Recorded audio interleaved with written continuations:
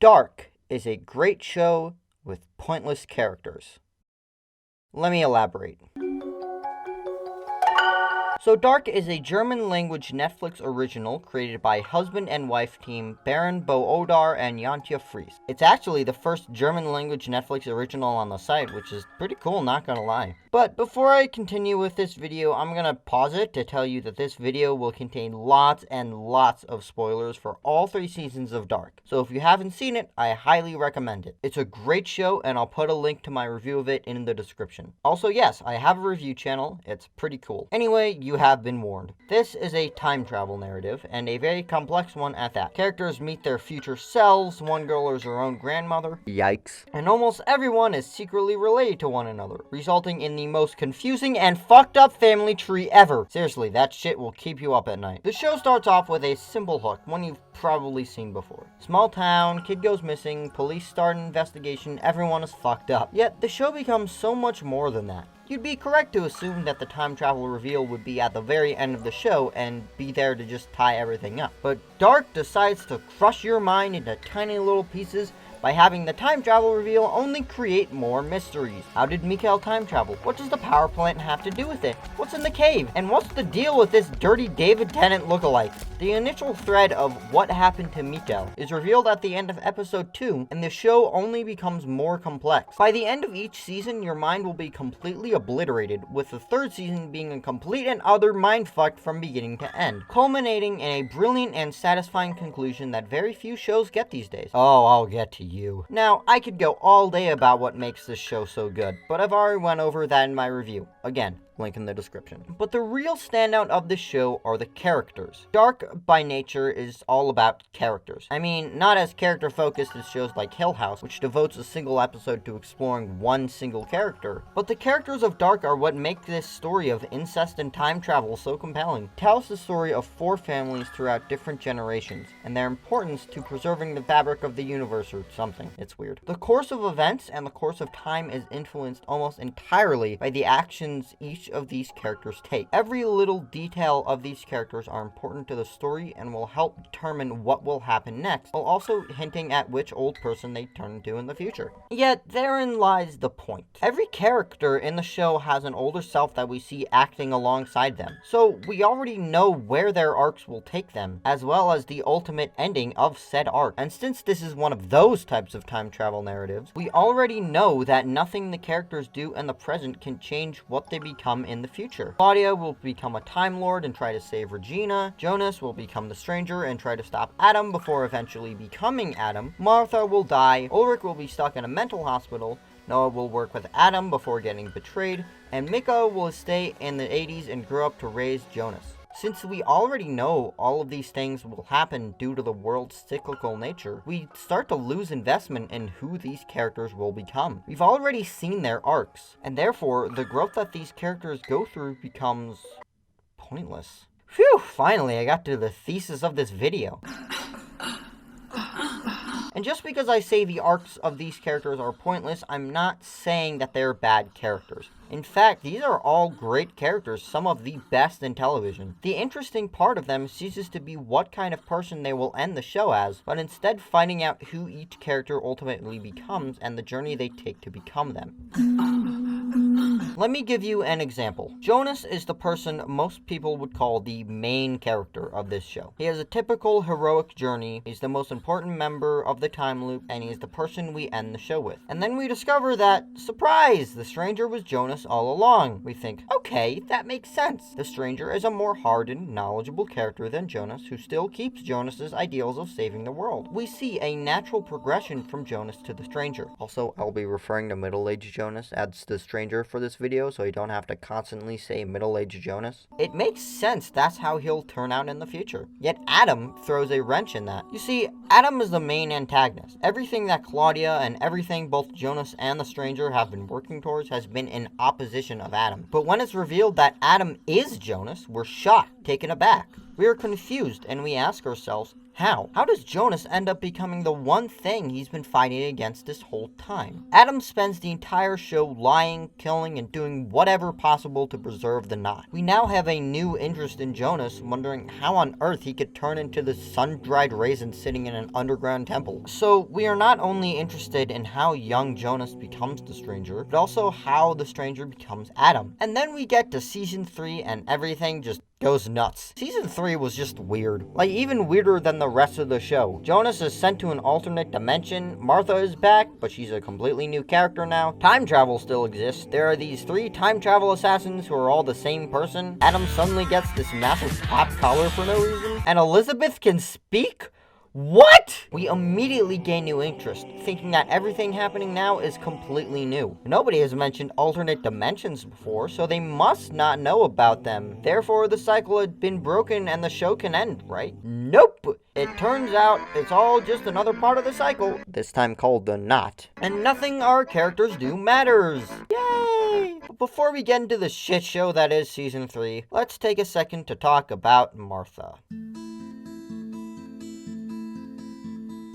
Martha is the sister of Mikkel, and Jonas's love interest. Then we find out that Mikkel is Jonas's dad, so Martha is his aunt, so Jonas fucked his aunt. Ew! Martha spends the entirety of season 1 completely in the dark, confused and caught in a very strange love triangle. At this point, we know that Martha will eventually learn everything and help Jonas break the cycle. Then season 2 comes and she begins slowly learning what is going on. And at this point, we have yet to see an adult Martha, so we have no idea what will happen to her. Okay, we do see her grave in 2052, but who knows? She could just be missing on a time adventure with Jonas somewhere. So we're waiting and waiting to see Jonas return and team up with her. And by the end of the season, that's what we're getting. Jonas returns, Martha learns everything, and we have this intense scene with Adam. We're on the edge of our seat, wondering how the two will make it out and continue in season 3 as the ultimate time-traveling duo, and then...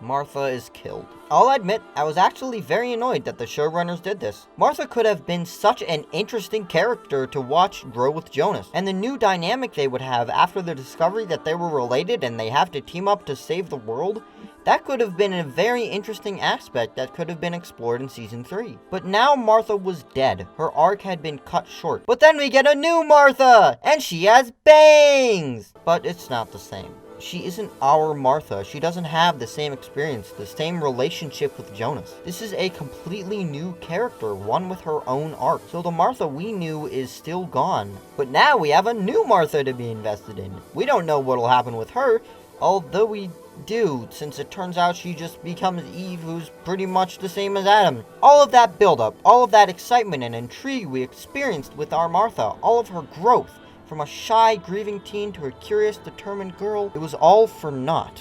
She's dead, and we will never know what she could have become. And I'm not saying that killing characters before their arcs are complete is a bad idea. Game of Thrones was notorious for doing so. Yet, unlike Robb Stark, it feels like we were robbed even more when Martha died, simply due to the potential of what she could do being so great. But that's enough about Martha. I feel like I've already proven my point enough and I can end the video here, but I still have a few more examples.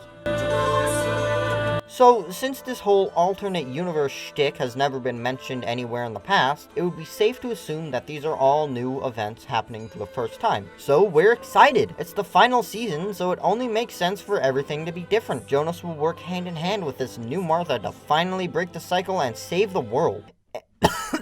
And even more credence is given to that when we learn that the stranger doesn't even know who this new Martha is. The stranger explicitly says he's never been to Martha's world before. So this has to be new, right?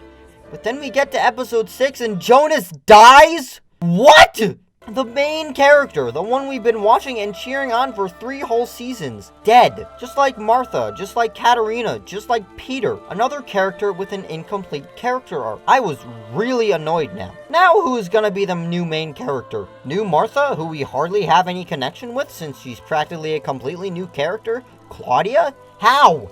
Everything is just part of the cycle, so how the fuck can this show end? In order to break the cycle, a character needs to do something completely different completely on their own outside of the cycle.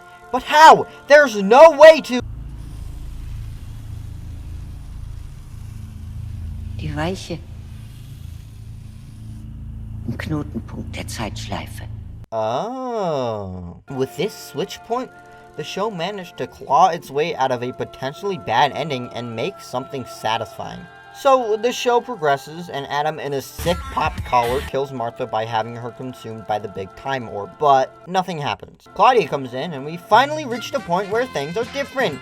Yay! As it turns out, there is a third world where everything is different. Again, that's where Tannhaus made the machine that split the world apart and created the knot in the first place. How Claudia was able to think of this all on her own when past versions of her were unable to, I don't know. The show just had to end somehow, so whatever. So, Adam goes back in time to when Martha dies and brings Jonas to the mirror world and gives him the rundown. Jonas then does the coolest slide tackle in the history of ever, and Jonas and Martha go to the origin world and blinks right in the middle of the road and almost causes the Tannhaus' car to crash. Now, I bet this scene right here is where most of you were the most genuinely worried since the show began. The showrunners could have easily made it so that Jonas and Martha blinking into the middle of the road like this was what caused the crash that killed Tannhaus' son in the first place, which would lead to Tannhaus building the machine and starting the whole cycle again in the first place. Now, I don't need to tell you why that would be a terrible way to end the show. It's completely unsatisfying and would make every single thing in the entire show pointless. The show is just a sad, never-ending tragedy at this point. But thankfully, the car didn't crash. Jonas and Martha were able to save Tannhaus' son, and we could all breathe a sigh of relief. It's finally over. The pain we felt for 3 seasons was done. Now we can sit on our couches and cry while listening to a sad cover of What a Wonderful World as everything disappears. They did it. They avoided the fate of so many shows before it and made a good finale.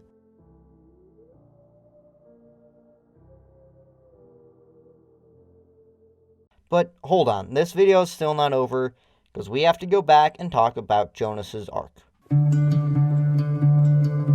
Like I said before, the arc of Jonas throughout the first 2 seasons is a typical hero's journey. He starts as a normal kid, albeit with a dead dad, then receives his call to adventure when Mikhail goes missing. He receives his supernatural aid when he gets the map, lights, Geiger counter, and letter, and officially crosses the threshold when he goes into the past. He begins his trials, surviving in the past, trying to stop his father's suicide, the betrayal by Adam, reaching his abyss finally when he discovers he caused his father's suicide, and finally meets his mentor with Claudia before returning with the elixir and helping a younger Claudia. But Season 3 throws all of that out by shoving him into what's effectively a new hero's journey. Yet this time he starts with the new knowledge and growth, but then he dies and that hero's journey is cut short with no payoff. We feel robbed and upset. How can the story end now? Just having another character end the story would be unsatisfactory. We know that Jonas has to be the one who ends it all. Luckily, the showrunners knew this as well, which is why Adam returns to the end of Season 2 and instructs Jonas on how to untie the knot. Yet, that isn't really our Jonas anymore, is it? He hasn't seen the other world. He doesn't know Martha and Eve. He's not the same person we have been following in Season 3. It's mostly fine since it's still Jonas from the end of Season 2, but it's not really our Jonas. Our Jonas is dead on Eve's floor, so we still have that slight sense of pointlessness.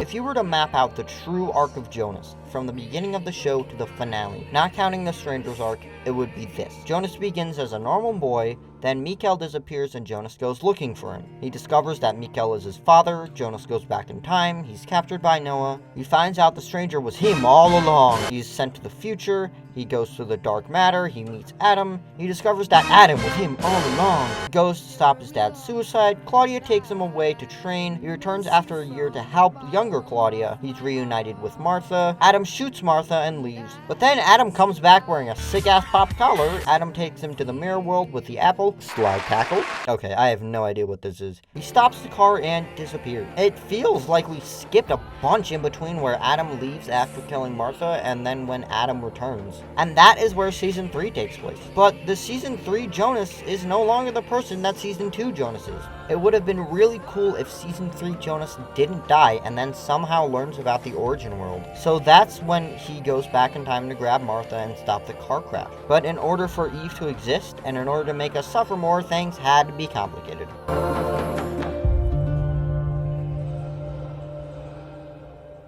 so now it's the end of the video. I just finished ranting and raving about Season 3, the characters, the inconsistent arcs, but whatever. I actually really enjoyed Season 3, except for getting a bit tired near the end. And like I said before, a pointless character doesn't mean a bad character. All of these characters I've talked about in this video are incredible and probably deserve a video on their own, but I'm not the person to do that. Anyway, the point is, time travel is difficult. Thanks for watching.